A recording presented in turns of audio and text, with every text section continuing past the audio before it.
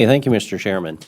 Appreciate y'all being here. There couldn't be a more important topic than the security of our nation and what the security of our nation really means to the world. You know, over the last, certainly our lifetimes here, over the last couple generations, we've been able to enjoy a world where the United States is the premier influence in the world.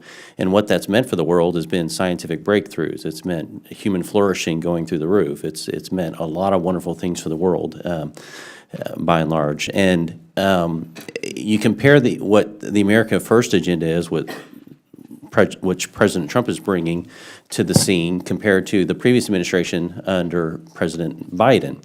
Under Biden, he ironically said in a speech during while he was in the Ukraine in 2008, he said, "We are trying to create a multipolar world." In other words, the policy of the Biden administration, the Obama administration at the time when he said that, but once he became president, the Biden administration, was to create a world where the United States was not the supreme influence in the world. I was interested, Dr. Mobbs, you spoke of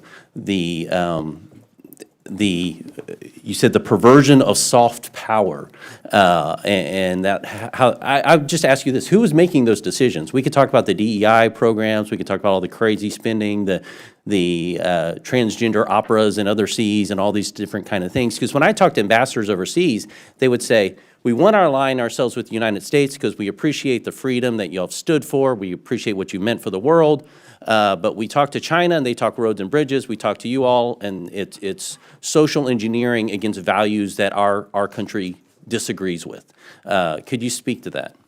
I think some of it is bureaucracy unchecked, and if you don't mind, I'll tell you a quick story. So I've been to Ukraine many times, 22 times since the full-scale invasion. I've spent a lot of time there, and this is a perfect example of where USAID has failed. One of the things they were asking for, and by they I mean Ukrainians, was tourniquets, and not for the military, for civilians. Civilians were dying, and they needed tourniquets. Our USAID, who was responsible for aid, was incapable of delivering tourniquets because the most rapid agency within USAID is OTI, and that was how they could get potentially tourniquets to the people of Ukraine. But they couldn't do medical equipment. So we were unable to meet the need of the people we were purporting to serve. And as a result, do you know who provided tourniquets? China. And they broke, they failed.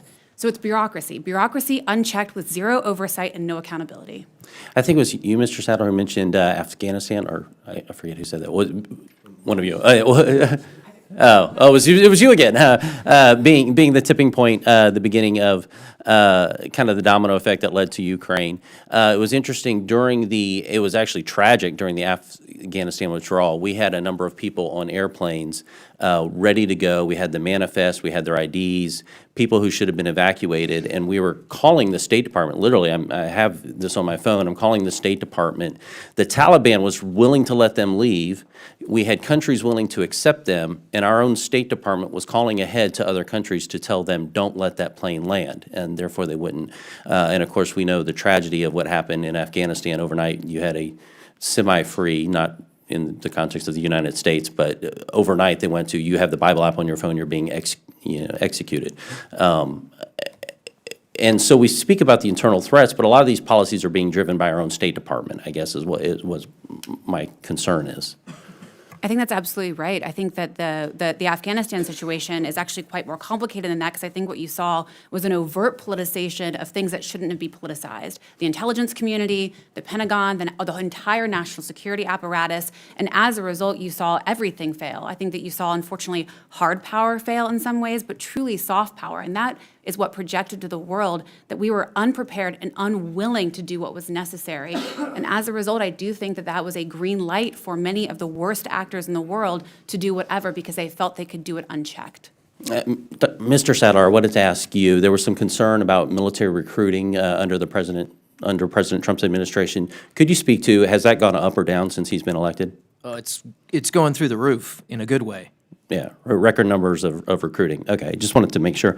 Could you also speak to the effects that DEI had when it came to it? There was a comment that in the military, we're already diversified. I would say, that's great. Therefore, maybe we don't have to have needs for classes on critical race theory and the like. Yeah, DEI at its roots is a Marxist driven by a Marxist ideology, critical race theory. But the manner in which the last administration tried to implement it had an alienating and divisive effect, when we could have actually taken a far better approach, sending out recruiters to communities that haven't seen a military recruiter, high schools that haven't allowed them in the past, but to try to get them in there. That's the type of diversity in geographic, but also communities that we should have done. But instead, they pursued an identity line that fit right in with the Marxist approach, which was about division. Thank you.